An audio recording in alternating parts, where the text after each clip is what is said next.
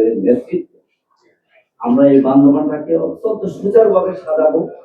প্রত্যেকটি মানুষ যার অধিকার, সমস্ত মৌলিক অধিকার যেন তারা ফিরে পায়, সেই চেষ্টা আমরা করবো। আমরা আপনাদের সাথে আছি। আমরা সাংবাদিক ভাইদের সহযোগিতা চাই, ন্যায্য বিভাগের সহযোগিতা চাই। আমরা প্রত্যেকটি ডিপার্টমেন্টে আপনাদের আমরা আশা করি অতীত আমরা ভুলে যাব। অতীতের কর্মকাণ্ড, যে দুর্নীতি, যে এককভাবে এই ক্ষমতায়ন, যে আজকে ফ্যাসিস্ট যেভাবে পালাইতে বাধ্য হয়েছে, আমরা সেখানে আর ফিরে যাব।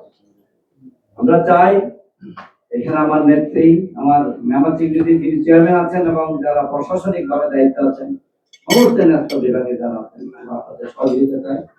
এই বান্দরবানটাকে সাজাতে হবে, সুন্দর করতে হবে, পরিচ্ছন্ন করতে হবে, দুর্নীতিমুক্ত করতে হবে। প্রত্যেকটা মানুষের কাছে গিয়ে আমরা সহযোগিতা করতে হবে।